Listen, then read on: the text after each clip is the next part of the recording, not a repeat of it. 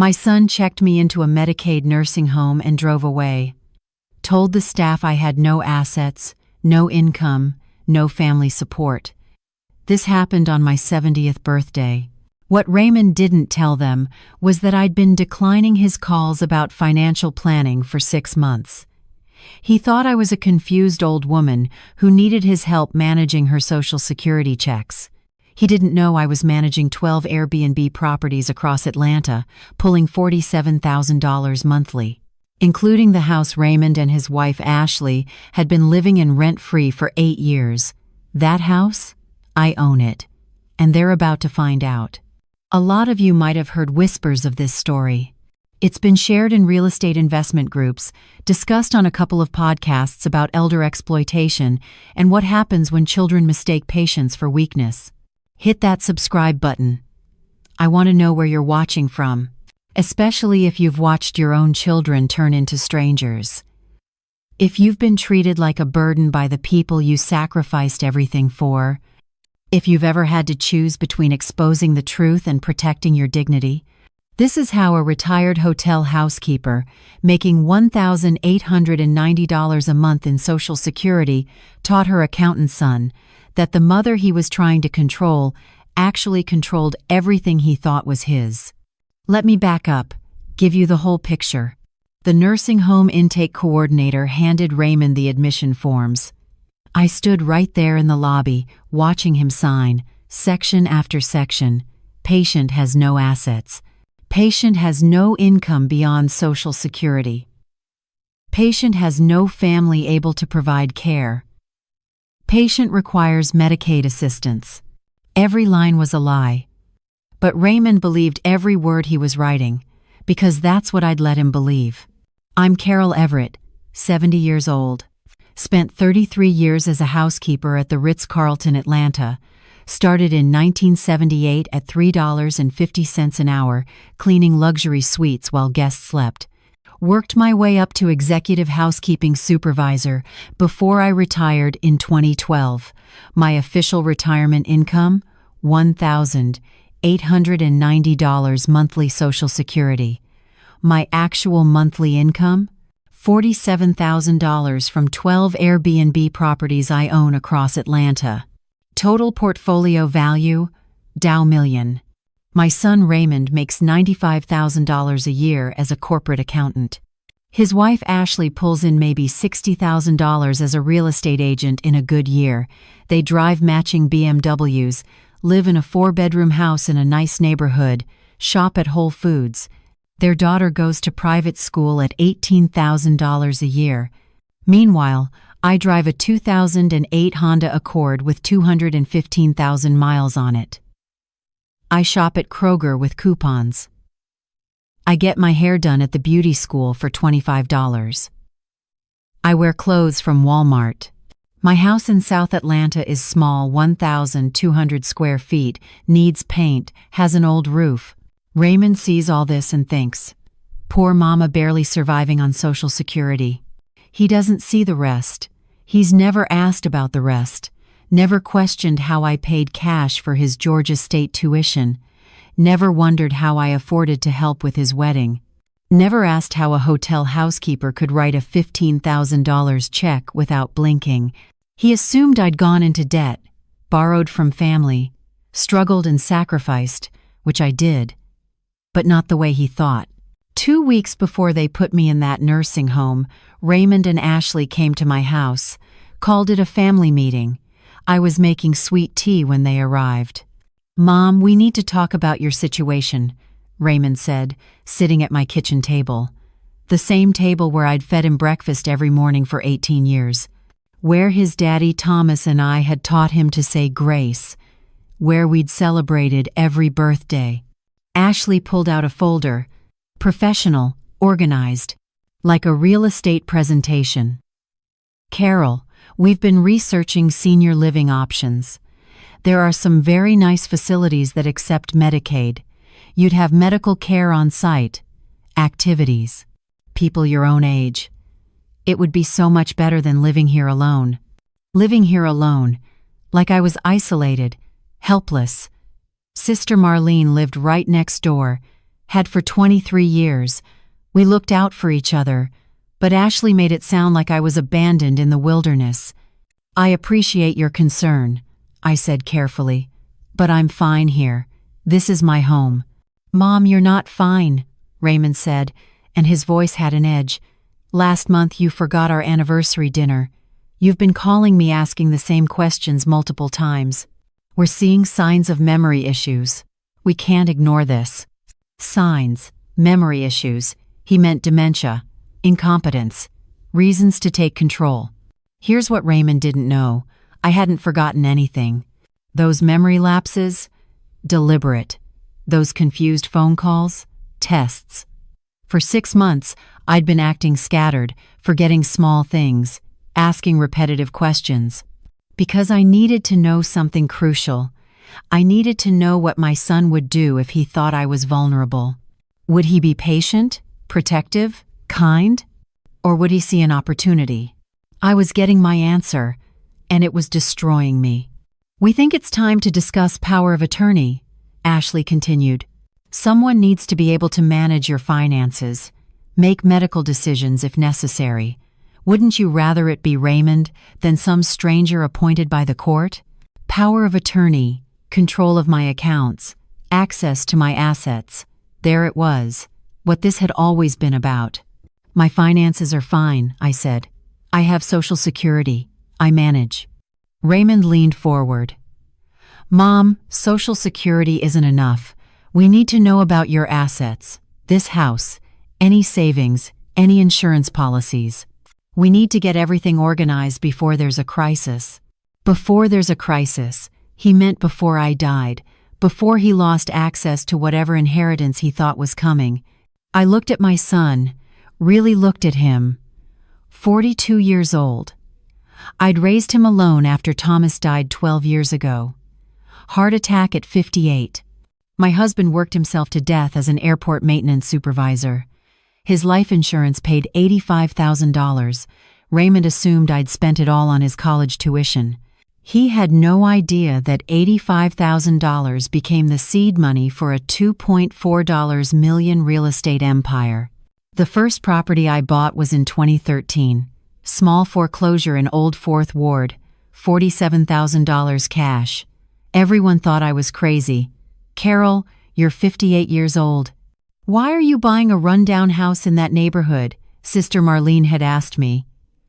I just smiled and said I wanted a project to keep me busy after Thomas died. I fixed it up, learned from YouTube videos, hired contractors when I needed help, but managed every detail myself, turned it into a short-term rental. That property now brings in $3,200 monthly and is worth $380,000.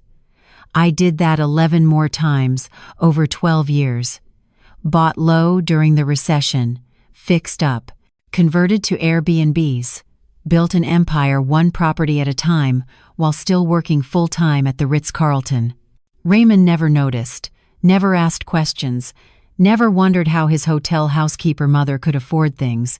He just assumed I was struggling, because that's what he wanted to see. I'll think about the power of attorney, I told them that day. Give me some time. Ashley's face went tight. Carol, we don't have a lot of time. Things can change quickly at your age. We really need to handle this now. I said I'll think about it. They left frustrated. I watched from my window as they drove away in their matching BMWs, parking in the driveway of the house they thought was theirs. The house I'd bought in 1999 for $89,000. The house I'd transferred to Raymond's name in 2015 as an early inheritance. What they didn't know was that my attorney Kenneth Chen had built a clause into that deed, a very specific clause. If I was ever placed in a substandard care facility or institutionalized against my reasonable judgment, the property automatically reverted back to me. Raymond had signed the paperwork without reading it carefully. Too excited about getting a free house to notice the fine print. I'd been planning for this moment for 8 years, ever since Ashley came into Raymond's life and I saw the greed in her eyes, the way she looked at my small house and calculated its value. The way she talked about when Carol passes like it was a business transaction she was waiting to close. 3 days after that kitchen table meeting, Raymond called. "Mom, Ashley and I found a really nice place. Caring Oaks Senior Living. We want to take you to tour it, just to see. No pressure. No pressure." But his voice had pressure in it. Urgency. Like he was running out of time for something. "Baby, I don't need to tour nursing homes. I'm healthy. I can take care of myself." "Mom, please, just look at it. For me, it would make me feel better knowing you have options." I agreed to go, not because I wanted to, because I needed to see how far he was willing to take this. Needed to complete my test of his character. Caring Oaks wasn't caring at all. It was a Medicaid facility. The cheap kind. Shared rooms. Plastic furniture.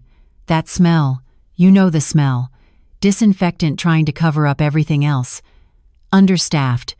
Overworked nurses. Residents parked in wheelchairs in hallways, staring at nothing. This was where my son wanted to put me. "It's very affordable," Ashley said, walking beside me down the fluorescent-lit hallway. "Medicaid covers almost everything. You'd have roommates, but that's good. Company. And look, they have activities. Bingo on Thursdays. Bingo on Thursdays." Like that made up for everything else. Raymond wouldn't look at me, kept his eyes on the floor, on the walls, anywhere but at his mother's face as he toured the facility where he wanted to abandon her. "What do you think, Mom?" he asked when we got back to the lobby. "I think I want to go home." "But don't you think it's nice? Safe? You'd be taken care of." "I'm taken care of now, in my own home, where I've lived for 30 years. Ashley sighed. That exasperated sigh, like I was a difficult client, refusing a good offer. "Carol, you're not being realistic. What happens when you fall? When you have a medical emergency? Who's going to help you? Sister Marlene. My neighbors. My church family. I have people. Those people aren't responsible for you. Raymond is. And he can't keep dropping everything to check on you. He has a job, a family, responsibilities. Responsibilities. I wasn't one of them anymore, apparently. I was a burden, an obligation he wanted to offload. We drove home in silence. When Raymond dropped me off at my house, he finally looked at me. "Mom, I know you don't want this, but I need you to trust me. This is what's best. For everyone." For everyone.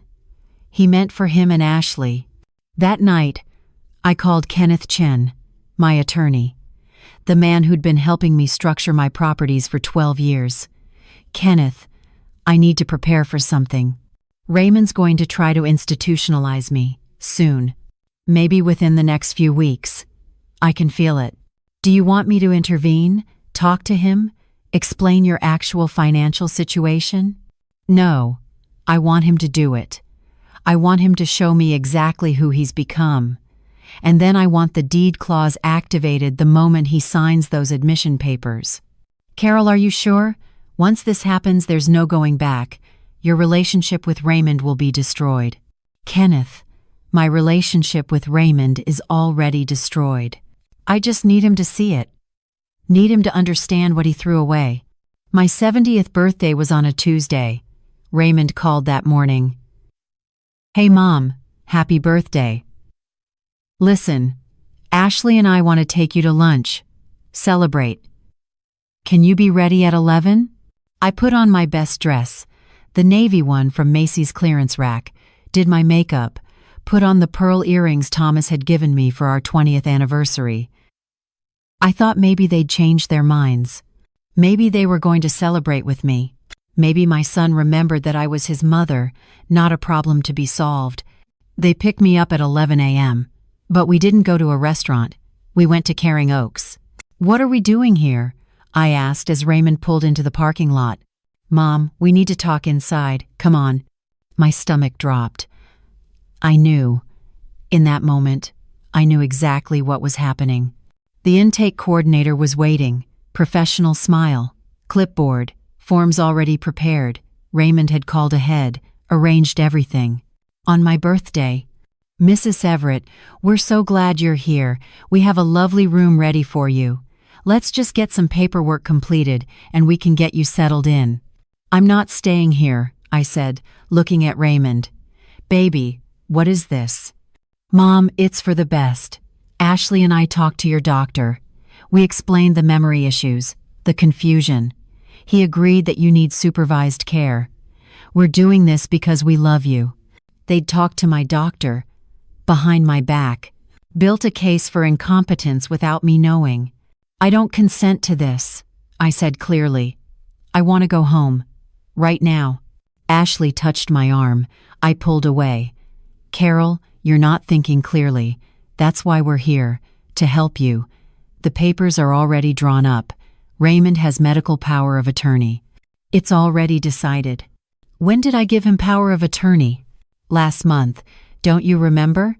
You signed the papers at our house. I remembered. They'd brought papers to my house, told me it was healthcare directive paperwork, standard stuff everyone should have.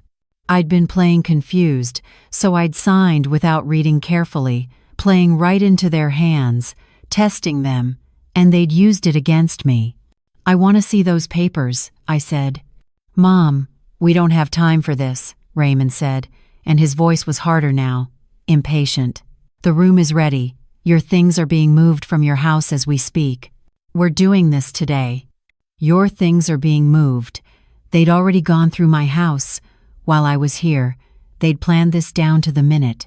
You can't do this, I said, but my voice was shaking, not from confusion, from rage, from heartbreak, from watching my son betray me on my 70th birthday.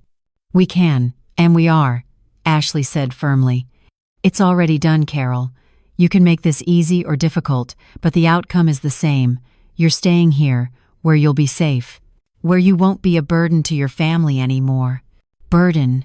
There was that word again. I looked at Raymond. My son. The boy I'd raised alone after Thomas died. The child I'd worked 3 jobs for. The young man I'd sent to college debt-free. The person I'd sacrificed everything for. Please, I said quietly, don't do this. Not today, not on my birthday. For a moment, something flickered across his face. Guilt maybe, shame. But then Ashley squeezed his hand, and it disappeared. Sign the papers, Mom. Let's get you settled. I signed. Not because I had to. Because I wanted them to complete this. Wanted them to go all the way. Wanted the full weight of what they were doing to land on them later with maximum force. The intake coordinator smiled. Wonderful. Now, Mrs. Everett, let me show you to your room. You'll be sharing with Mrs. Henderson. She's 89. Very sweet. I think you'll like her. They walked me down the hallway. The same hallway I'd toured 2 weeks ago. Past the residents in wheelchairs. Past the smell of cafeteria food and industrial cleaner. Past the nurses who didn't make eye contact. To room 147. The room was small. 2 beds. 2 dressers. 1 small bathroom. Mrs. Henderson was already there, lying in her bed, staring at the ceiling. Here we are, the coordinator said with forced cheerfulness. Home sweet home. Your belongings should arrive within the hour. Dinner is at 5 p.m. in the dining hall. Someone will come get you. She left. Raymond and Ashley stood in the doorway. We'll visit, Raymond said. Once you're settled. Once you adjust. Sure you will, I said quietly. Ashley pulled him away. Come on, let's let her rest. This is a big transition. I sat on the bed. The mattress was thin, plastic covered, made crinkling sounds. Mrs. Henderson turned her head slightly. Your son seems nice, she said, her voice weak. He used to be, I replied. I heard their footsteps fade down the hallway. Heard the main door close. Heard the BMW start in the parking lot. Heard them drive away. Leave me there. In a Medicaid nursing home. On my 70th birthday. I sat there for exactly 10 minutes. Let the reality of what they'd done settle in. Let the anger crystallize into clarity. Then I pulled out my phone. the one Raymond didn't know I had. He'd taken my regular phone, said the facility didn't allow them. But I'd bought a backup months ago. Prepaid. Untraceable. Hidden in my bra. I called Kenneth Chen. "It's done," I said. "He did it. Signed the papers. Told them I have no assets, no income, that I need Medicaid care. Do you want me to file the deed reversion paperwork?" "Not yet. I want to see how long it takes him to visit. How long before he even checks if I'm okay. I want him to show me exactly who he is. Give it 2 weeks. If he hasn't come, file everything. The deed, the property audit, all of it. And the ethics complaint against Ashley? That too. She's a licensed real estate agent. She knew about elder exploitation laws. She violated every single one of them. I want her license reviewed. Consider it done. Carol, I have to ask, are you safe there? That facility, it's not good. We both know it. I'll survive 2 weeks, Kenneth. I've survived worse. I survived 33 years cleaning toilets at the Ritz while rich people looked through me like I was invisible. I can survive this. I hung up, looked around the room. Small window, view of the parking lot, thin curtain, fluorescent lights, everything designed for function, nothing for dignity. Mrs. Henderson was watching me now. "You don't belong here," she said. "No, I don't." "Then why are you here?" "Teaching my son a lesson, the expensive kind." She smiled slightly. "I like you already." The first night was the hardest. Dinner at 5 p.m. mystery meat. Instant mashed potatoes, green beans from a can, everything served on plastic trays. I sat at a table with 3 other women. None of them spoke, just ate mechanically and stared. Back in the room by 6:30 p.m., lights out at 9 p.m. Nurses came in every 2 hours through the night, check vitals, make notes. Never asked how I was feeling, just data collection. Mrs. Henderson snored. The hallway was never quiet, always sounds. Moaning, coughing, staff talking, medication carts rattling. This was where my son had put me. This was what he thought I deserved. Day 2. Raymond didn't call, didn't visit. I asked the nurse if anyone had called to check on me. She checked the log. "No calls for you, honey. But it's early. Give them time to adjust too. This is hard for families." Hard for families, right. So hard that they couldn't pick up a phone. Day 3, still nothing. I called Kenneth from the bathroom, the only place with any privacy. "Has he tried to access the house?" I asked. "Not that the property manager has reported. The locks weren't changed. Everything's still under your name." "Why?" "Just curious if he's already going through my things, looking for assets, bank statements, anything valuable." "Want me to have someone check?" "No. Let him do what he's going to do. I want to know who he really is." Day 4. I met with the facility social worker. She came to assess my mental state. "Mrs. Everett, how are you adjusting?" "I'm fine. Your son indicated you've been experiencing memory problems. Confusion. Can you tell me what year it is?" "It's 2024. I'm 70 years old. My birthday was 4 days ago, the day my son abandoned me here. My memory is perfect. So is my mind." She made notes. Sometimes families make difficult decisions out of love, out of concern for safety. Sometimes families make decisions out of greed, out of impatience, out of wanting control of things that don't belong to them. More notes. "You seem angry." "I'm clear. There's a difference." Day 7. 1 week. Still no visit. No call. Sister Marlene called the facility's main line. They transferred her to my room. "Carol, baby, what happened? Raymond came by your house with a moving truck, said you were in a care facility, said you needed help. He took furniture, boxes of your things." I tried to stop him, but he said he had power of attorney. What's going on? My hands clenched the phone. He's robbing me, Marlene, going through my house while I'm locked up in here. Do you want me to call the police? No. Let him take what he wants. Let him think he's getting away with it. Trust me. Day 9. Michael Bennett called. My property manager. The man who'd been handling my 12 Airbnb properties for 8 years. Carol, I got a strange call today.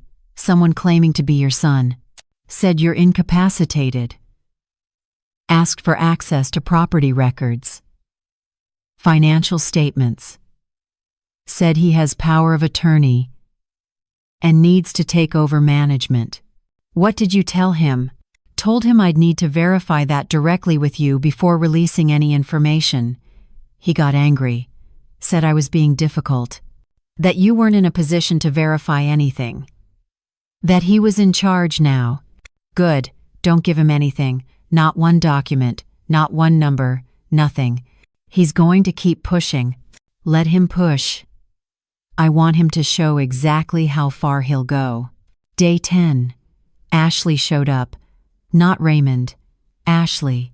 She walked into my room at 2 p.m. wearing her real estate agent blazer, clipboard in hand, professional smile.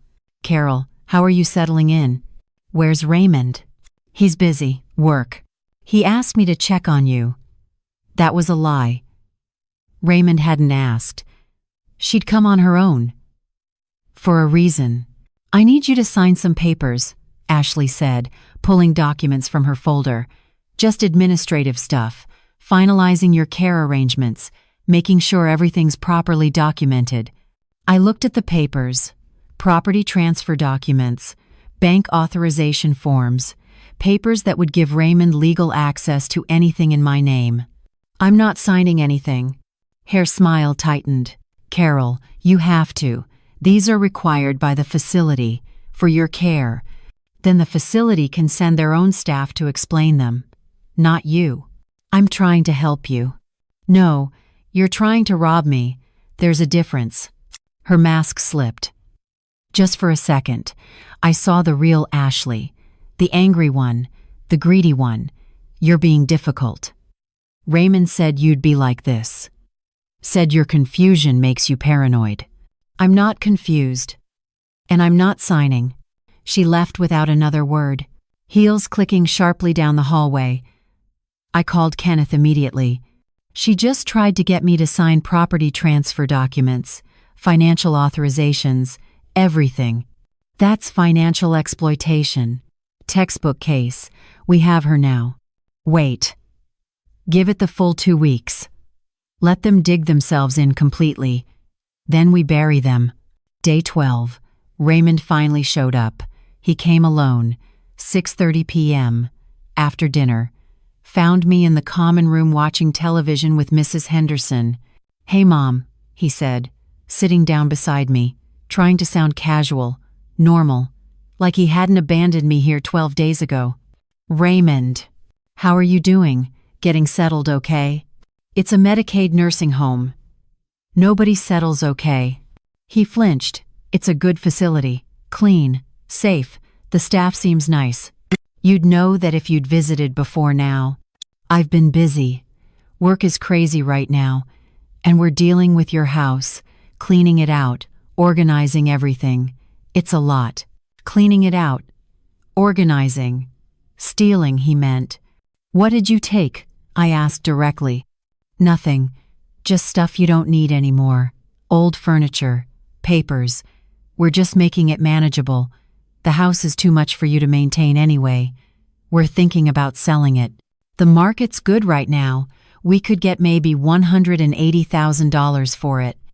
That money could go toward your care here, make things easier. Selling it. My house.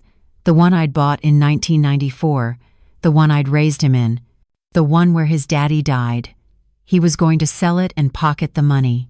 And what about my things? My personal belongings? Photos? Thomas's things? We're keeping the important stuff. But Mom, a lot of it is just clutter. Old papers. Junk. We're doing you a favor. Old papers. He meant my property documents, my financial records, everything I'd carefully organized over 12 years, junk to him because he didn't know what he was looking at. Did you find anything interesting? I asked carefully. Not really. Some old bills, bank statements from years ago, nothing current. Your finances are pretty simple, just the Social Security, like we thought. He'd looked, searched, and found nothing. Because everything important was in Kenneth's office, in digital files he'd never access, in legal structures he didn't know existed. Why are you really here, Raymond? To see you. To make sure you're okay. 12 days later, after you've already cleaned out my house, after Ashley tried to get me to sign papers I didn't understand. What do you really want? His face hardened, the mask dropped.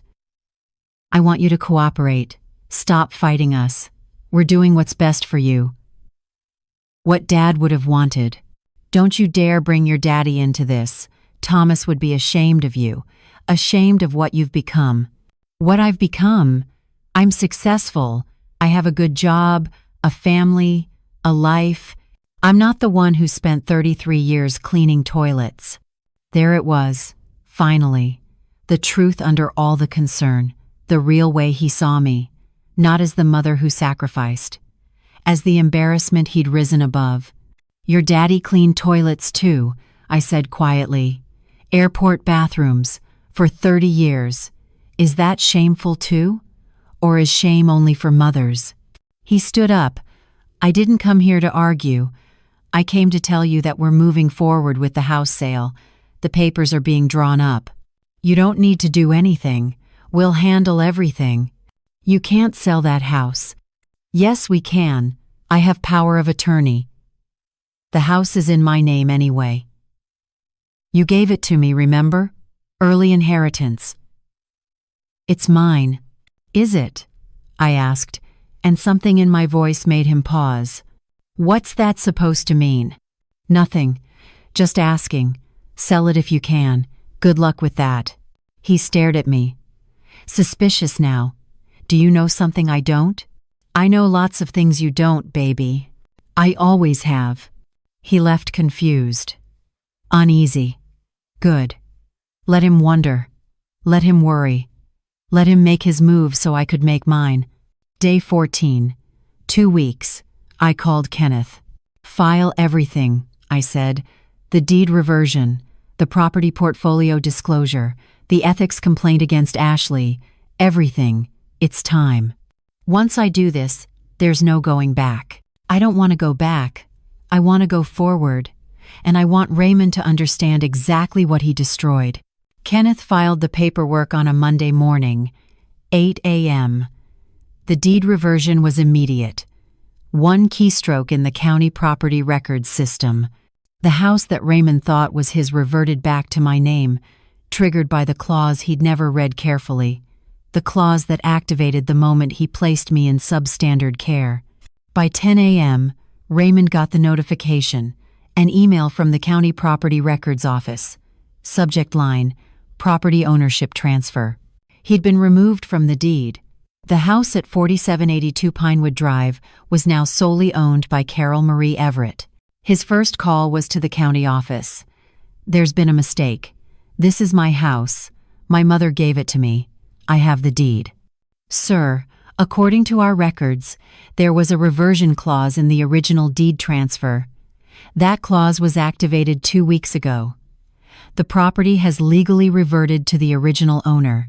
If you have questions, you'll need to contact the attorney who structured the original transfer. His second call was to me.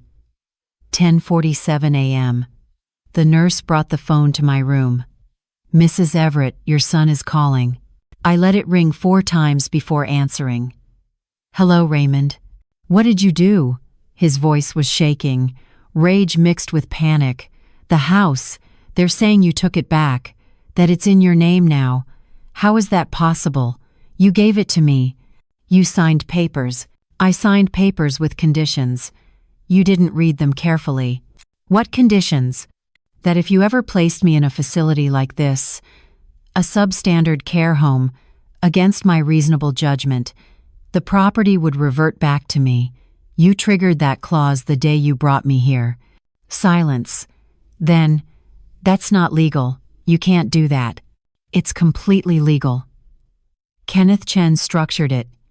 Same attorney you should have consulted before you tried to steal from me. I'm not stealing. I'm trying to help you. By putting me in a Medicaid nursing home on my birthday? By cleaning out my house while I'm locked up here? By trying to get me to sign property transfer documents? That's help? You're confused. You don't understand what we're doing. I understand perfectly. You thought I was a helpless old woman with nothing. You thought you could take control, take my house, take anything else you could find. But here's what you didn't know, Raymond. I'm not helpless. I'm not confused. And I'm not poor. What are you talking about? Check your email. Kenneth sent you something. Open it. I heard him clicking. Computer sounds. Then complete silence. The kind of silence that happens when someone's entire understanding of reality shifts. This can't be real, he whispered.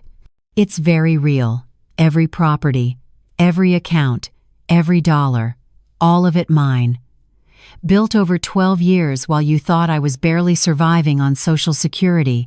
The document Kenneth sent was a complete financial disclosure. All 12 properties, addresses, purchase prices, current values, monthly income. The Airbnb empire Raymond never knew existed. Total portfolio value, $2.4 million. Monthly income, $47,000. You own all of this? Every single property. Bought them with the insurance money from your daddy's death. The $85,000 you thought I spent on your college tuition. I spent $43,000 on your tuition. The rest became my seed money. That first property in Old Fourth Ward? Bought it for $47,000 cash in 2013. It's worth $380,000 now. I did that 11 more times. Why didn't you tell me? Because I wanted to see who you'd be when you thought I had nothing. I wanted to know if you'd love me when I wasn't useful, if you'd protect me when I was vulnerable. You failed that test, Raymond. Failed it completely. Mom, I didn't know. If I'd known you had money, I never would have. Exactly. If you'd known I had money, you would have treated me different. That's the problem. Your love was conditional on what you thought you could get from me. And when you thought there was nothing left to get, you threw me away. I could hear him crying now. I'm sorry. We made a mistake. Ashley pushed for this. She convinced me you needed care, that we were helping you. Don't blame Ashley. You're a 42-year-old man. You made your own choices. You signed those papers. You brought me here. You cleaned out my house. You tried to sell it. Those were your decisions. What do you want from me? How do I fix this? You can't fix it. You can't undo abandoning your mother in a nursing home on her birthday. You can't undo 2 weeks of not visiting. You can't undo going through my house like a thief. You can't undo any of it. So what happens now? Now you learn what consequences feel like. Kenneth also filed an ethics complaint against Ashley with the Georgia Real Estate Commission, elder financial exploitation. She's a licensed agent. She knew better. She violated every professional standard. Her license is under review. She'll likely lose it. You're destroying our lives. No, Raymond. You destroyed our relationship. I'm just making sure you understand the cost. We'll lose the house. We can't afford the mortgage without it. We were counting on selling your place to pay off debt. Mom, please. We have a daughter. Your granddaughter. You're going to make her homeless? You have a daughter. My granddaughter. The one you were willing to teach that it's okay to throw away elderly family members when they become inconvenient. That's the lesson you were teaching her. I'm teaching a different one. That actions have consequences. That you can't build your life on betraying the people who built you. What about you? Are you going to stay in that place? No, Kenneth's picking me up in an hour. I'm checking myself out, going home, to my house. The one you thought you were going to sell. And us? Where are we supposed to go? That's not my problem anymore. You're 42 years old. You make $95,000 a year. Figure it out. The way I figured out how to raise you alone after your daddy died. The way I figured out how to pay for your college. The way I figured out how to build a real estate empire while working full-time. You want to be treated like an adult? Start acting like one. I hung up. Sat on the edge of that nursing home bed. Mrs. Henderson was watching me from her bed. Feel better? She asked. Not yet, I said honestly. But I will. Kenneth arrived at 1 p.m.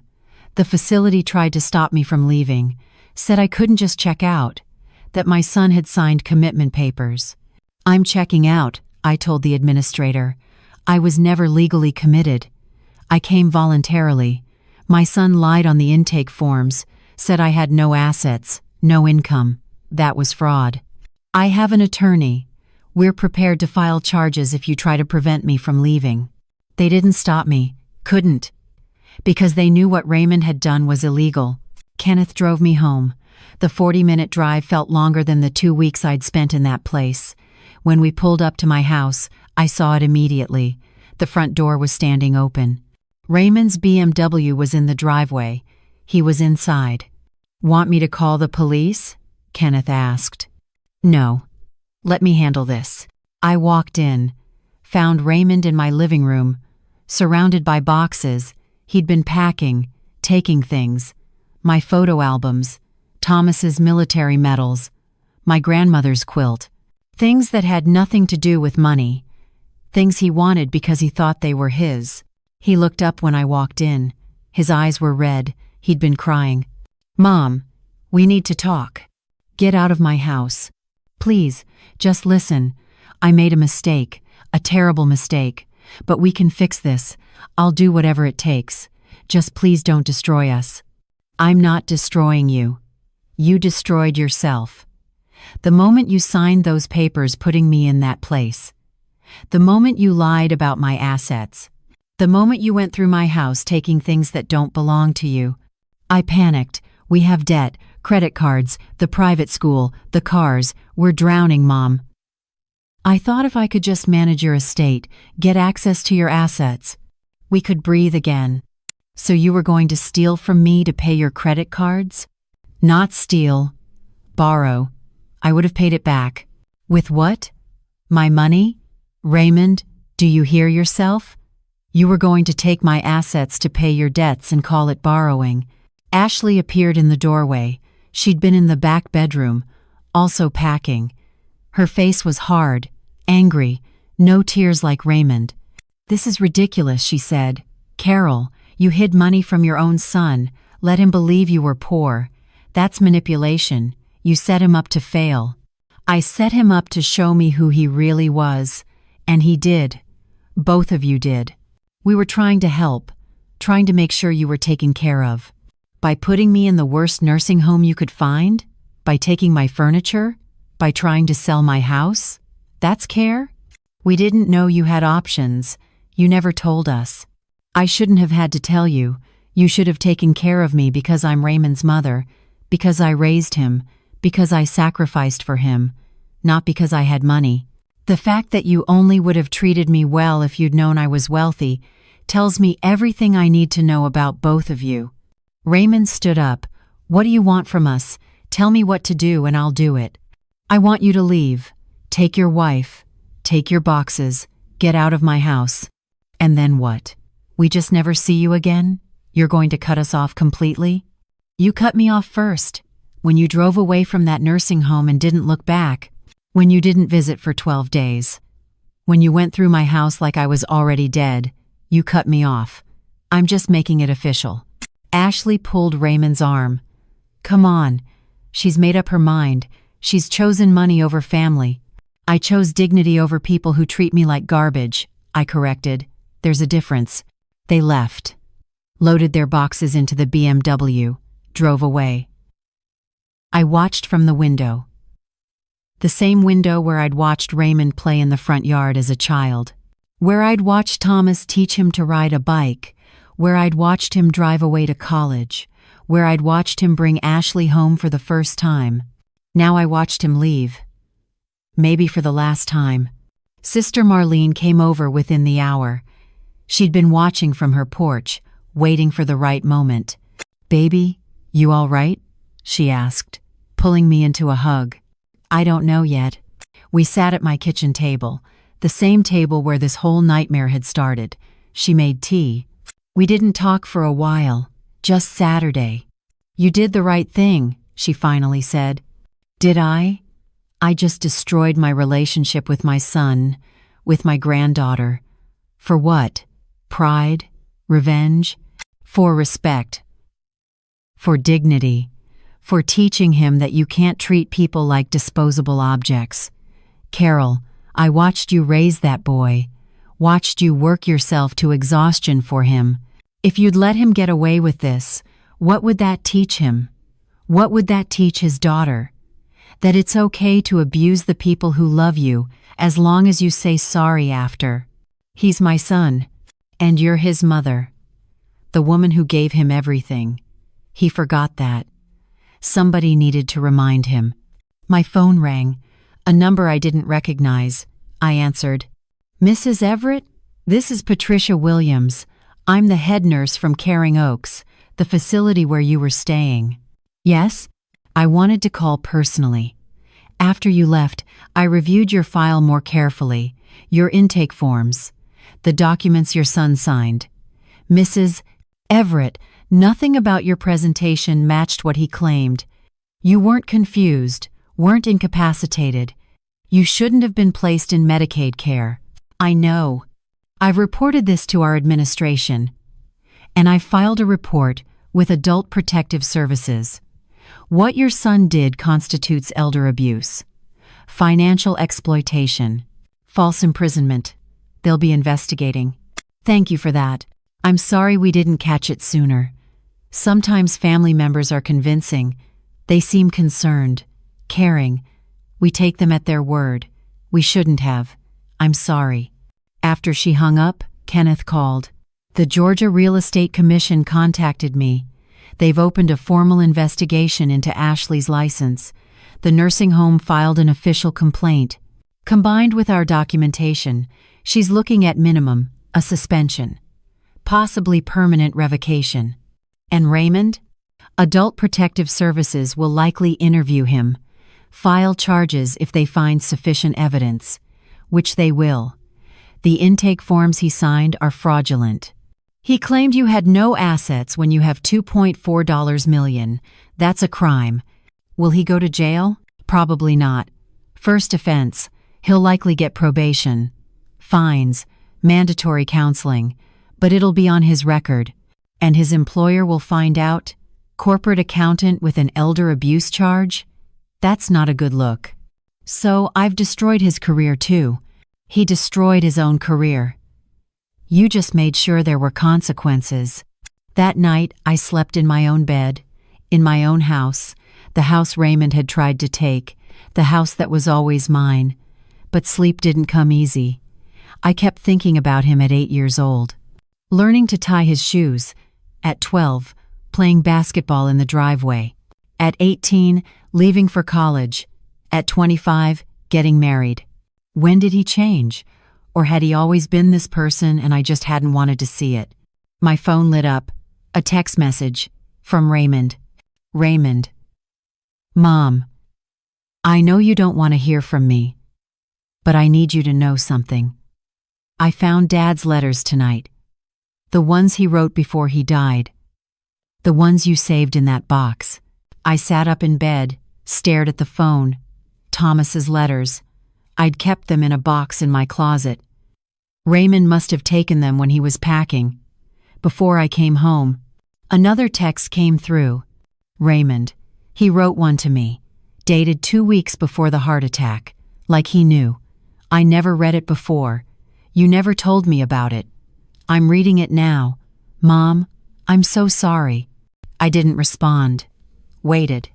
Knew more was coming. Raymond. He wrote about you, about how you worked 3 jobs after he got sick, how you never complained, how you sold your car to pay his medical bills, how you told him not to worry about money, that you'd figure it out. He said if anything happened to him, I needed to take care of you the way you took care of us. He said that was my job now, my responsibility. Mom, I failed him. I failed you both. My hands were shaking. I remembered those months before Thomas died. His heart was failing.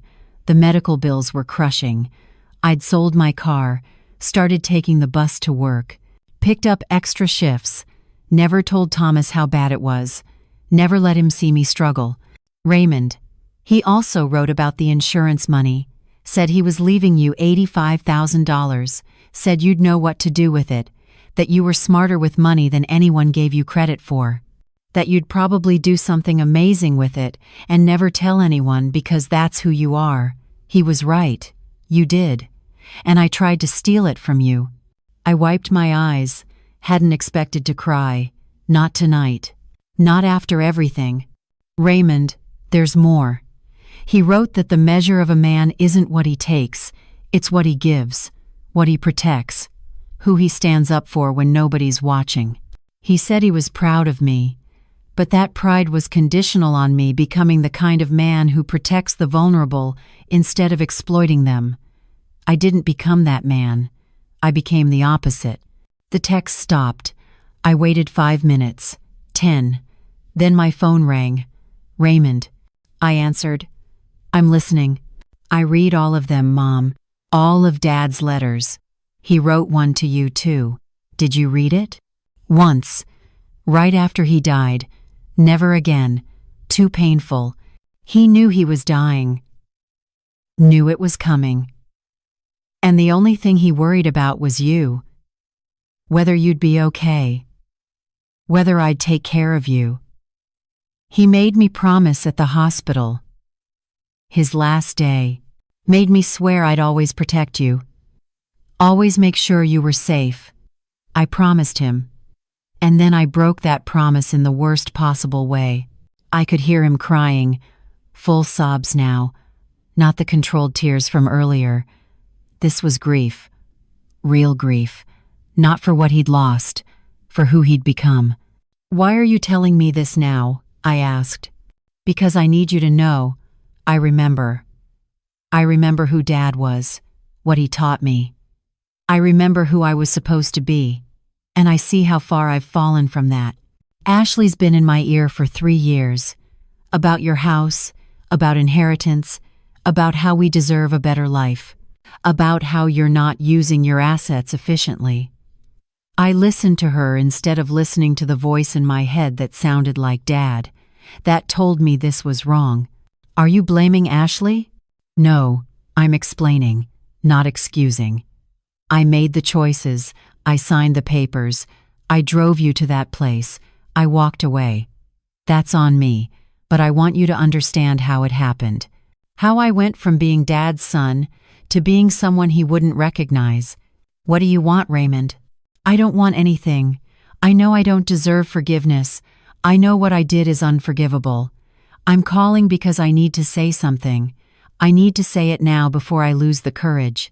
Say it. I'm leaving Ashley. Filed for divorce this afternoon. Joint custody of our daughter. I'm moving out of the house. Getting an apartment. Something I can actually afford. I'm selling the BMWs. Both of them. Getting something reasonable. I'm pulling my daughter out of private school. Public school is fine. It's what I went to.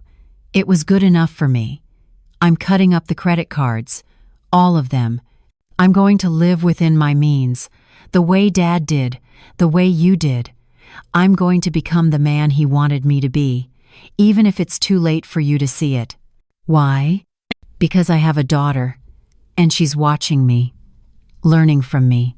What kind of man do I want her to think is acceptable? What kind of person do I want her to become? If I stay on this path, she'll grow up thinking it's okay to use people, to throw them away when they're not useful, to value money over people. I can't let that happen. I won't let Dad's granddaughter grow up like that. I closed my eyes, heard Thomas and Raymond's words, the values we'd tried to instill, Maybe they'd been there all along, just buried under Ashley's influence, under greed, under the pressure of keeping up appearances. "What about the investigation?" I asked. "Adult Protective Services, the charges. I'll face them. Whatever consequences come, I deserve them. I'm not going to fight it. I'm not going to make excuses. I did what I did. I'll own it." "And Ashley?" "She's furious. Says I'm throwing away our life over guilt. Says your money could have solved everything. Says I'm choosing you over her. She's right about that last part. I should have chosen you all along." We sat in silence for a moment. Phone line open, but neither of us speaking. "I'm not asking you to forgive me," Raymond finally said. "I'm not asking for a relationship. I know that's gone. I killed it. But I am asking you to let me show my daughter who her grandmother really is. Let me tell her the truth. About the empire you built. The sacrifices you made. The strength you have. Let me tell her about the woman who worked 33 years cleaning hotel rooms and became a millionaire through intelligence and discipline. Let me give her a role model who isn't me. You want me to see her? Only if you want to. No pressure, no expectations. But yes, I want her to know you, the real you, not the version I tried to hide. I want her to learn from you what I forgot. That dignity isn't about what you own. It's about who you are when nobody's watching. I need time, Raymond. To think, to process. This doesn't fix what happened.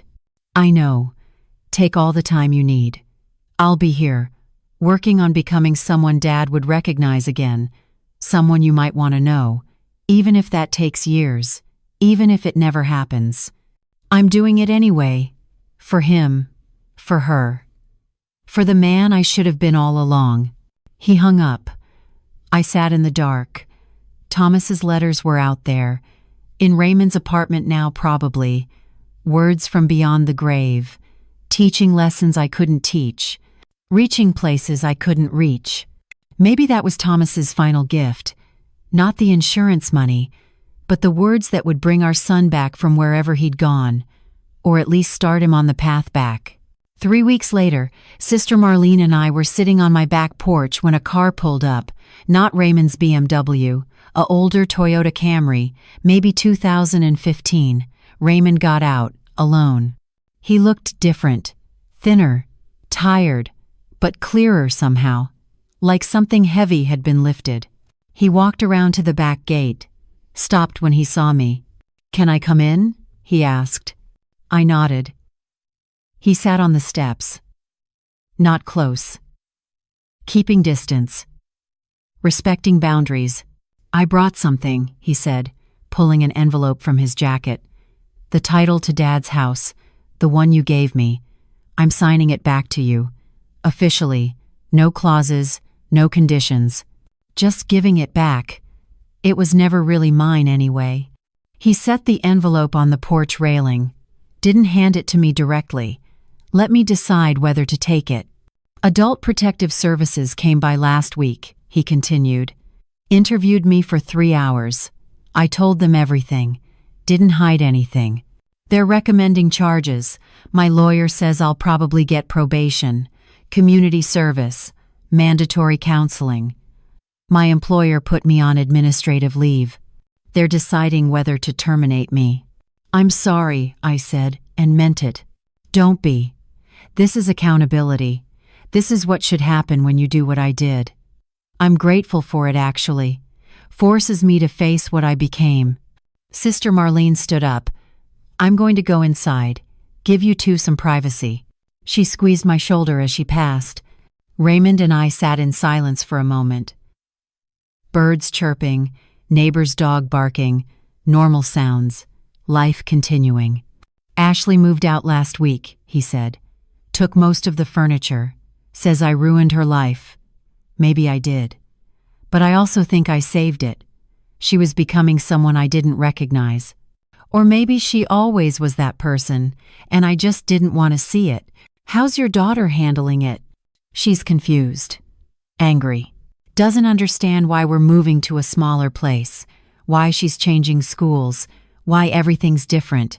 I told her the truth, age-appropriate version. That daddy made some bad choices, hurt someone I love, and now we're fixing it. Learning to live differently. Did you tell her about me? I told her about you, about the nursing home, about what I did. She cried, asked if she could meet you. I said only if you wanted that I couldn't force it, that you needed time. A little girl, my granddaughter, 8 years old now. I'd seen her maybe 5 times in her whole life, always at a distance, always briefly. Ashley had kept her away, said I wasn't a good influence, too low class for their family image. What's her name again? I asked, ashamed that I had to ask. Zoe Marie. We gave her dad's middle name, Marie for his mother, your mother. Zoe Marie, named after her great-grandmother, the woman who'd raised me in South Atlanta. Who'd taught me that dignity wasn't about money. That character was everything. I'd like to meet her, I said quietly. When you think she's ready, when you think the time is right. Raymond's eyes filled with tears. Thank you, that means everything. But Raymond, I need you to understand. Meeting her doesn't mean everything's fixed between us. Doesn't mean I forgive what you did. Doesn't mean we go back to how things were. I know, I'm not asking for that. I'm just grateful you're willing to let her know you. She deserves that. Deserves to know the woman who built something real. Who turned $85,000 into $2.4 million through hard work and smart decisions. Who survived everything and came out stronger. I didn't come out stronger, I came out alone. You came out with your dignity, your self-respect, your empire that you built with your own hands. That's not nothing, Mom. That's everything. He stood up. I should go. I don't want to overstay. But I want you to know I'm going to counseling twice a week. Working through why I did what I did. Why I let Ashley influence me. Why I forgot who I was supposed to be. It's hard work. Painful work, but necessary work. Good. Keep doing it. I will. For Zoe. For Dad. For you. For me. He walked toward the gate. Stopped. Turned back. One more thing. I called the nursing home. Caring Oaks. Talked to that nurse. Patricia Williams. Thanked her for reporting what happened. For protecting you when I should have been protecting you. She said you were the strongest woman she'd ever met. Said most people in your situation would have fallen apart. You didn't. You had a plan. You executed it. You taught me something even while I was betraying you. What's that? That you don't survive 70 years, 33 of them cleaning hotel rooms, by being weak. You survive by being strategic, by knowing your worth even when everyone else underestimates you. By building in silence and revealing in power. You're not a victim, Mom. You never were. You were always the one in control. I just didn't see it. He left. Drove away in his modest Toyota. Sister Marlene came back outside. That boy's changing, she said. Maybe. Time will tell. You going to let him back in? Eventually? I don't know. Part of me wants to. Part of me can't forget what he did. Can't forget sitting in that nursing home watching the door, waiting for him to visit, waiting for him to care. He never came. But he's coming now. Is it too late? Can you come back from something like this? 6 months later. Present day. I'm sitting in my kitchen in South Atlanta. Same house I bought in 1994. Same 1,200 square feet. Same worn countertops. But different. Everything's different now. The Adult Protective Services investigation concluded. Raymond was charged with elder financial exploitation, pled guilty. Got 2 years probation, 200 hours community service, mandatory counseling, and a $5,000 fine. His employer terminated him. Corporate accounting firm couldn't have someone with an elder abuse conviction on staff. Ashley lost her real estate license. Permanent revocation. The Georgia Real Estate Commission found she'd violated multiple ethics standards. She moved back to her hometown. Remarried within 4 months. Someone she met online, Raymond, said she never looked back. The nursing home, Caring Oaks, was investigated by the state. Found to have multiple violations: understaffing, inadequate care, financial irregularities. They're facing closure. Nurse Patricia Williams got a job at a better facility. We stay in touch. My 12 properties are doing well. Michael Bennett, my property manager, expanded operations. We bought 2 more properties this year. Portfolio value now at $2.7 million. Monthly income at $52,000. I'm 70 years old and wealthier than I've ever been. And lonelier than I've ever been. Raymond got a new job. Small accounting firm, $62,000 a year. Significant pay cut. But honest work. He's living in a 2-bedroom apartment with Zoe. Drives that used Camry. Shops at Kroger with coupons like I taught him. He's becoming the man Thomas wanted him to be. Just took losing everything to get there. Last week, Raymond brought Zoe to visit. First time in 6 months. She's 8 now, skinny, shy. Looks like Raymond did at that age. "Hi, Grandma Carol," she said quietly, standing at my front door. Grandma Carol. Not just Carol. Grandma. We sat at my kitchen table. Raymond stayed on the porch. Gave us space. Smart. "Daddy says you're really rich," Zoe said. "But your house is small. How come?" "Because I don't need a big house. Just need a comfortable one. Daddy says you used to clean hotel rooms. But you owned lots of houses. How did you do that?" "I saved money. Invested smart. Didn't spend on things I didn't need. Bought properties when they were cheap. Fixed them up. Rented them out. Did that over and over for 12 years. That's cool. Daddy says you're the smartest person he knows. Daddy's being generous. He cries sometimes. At night, when he thinks I'm asleep, he says he's sorry for hurting you. Are you still mad at him?" I looked at this little girl, my granddaughter, innocent, caught in the middle of adult mistakes she didn't make. "I'm not mad anymore," I said honestly. "I'm sad. There's a difference." "What's the difference?" "Mad is when you want to hurt someone back. Sad is when you just wish things were different. Do you wish things were different?" "Every day." She reached across the table, put her small hand on mine. "Daddy's trying really hard. He works a lot. He cooks now. We eat at home. He helps with my homework. He's not on his phone all the time anymore. He's different. Better, I think. I'm glad, baby. Can I see you again?" "Daddy says only if you want. But I want. I want to learn from you. How you got smart with money. How you survived. How you stayed strong." I squeezed her hand. "Yes. You can see me again. Anytime you want." Raymond drove them home an hour later. Before he left, he stood at my door. "Thank you for seeing her, for talking to her. She needs you. Needs someone who shows her that strength isn't about having money. It's about knowing your worth even when everyone else underestimates you. She's a good girl." She is. And she's growing up watching me rebuild. Watching me become someone different. Better, I hope. I want her to see that people can change, that mistakes don't have to define you, that accountability matters. Keep showing her that. I will. And Mom, I know we're not fixed. No, we may never be. But I'm grateful for any time you give us, any piece of yourself you're willing to share. That's more than I deserve. That is Carol's story. Now I want to hear from you. Where are you watching this from? What city? What country? Drop it in the comments below.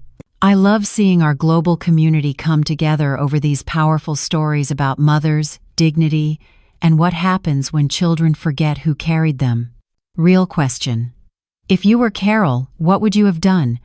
Would you have revealed your wealth before it got this far? Would you have let Raymond put you in that nursing home? Or would you have stopped it immediately? Or would you have done exactly what Carol did, let him complete the betrayal so he could see the full weight of his actions? Tell me in the comments. Hit that like button if this story made you feel something. Share it if you know someone who's ever been underestimated by their own children. Someone who built an empire in silence while everyone assumed they had nothing. Someone who had to choose between being used and being alone, knowing there was no way to have both. And subscribe for more real stories about hidden wealth, the cost of testing family loyalty, what happens when greed blinds children to their parents' sacrifices, and whether forgiveness is possible after the ultimate betrayal. Because Carol's still figuring that out. And maybe Raymond is too. See you in the next video.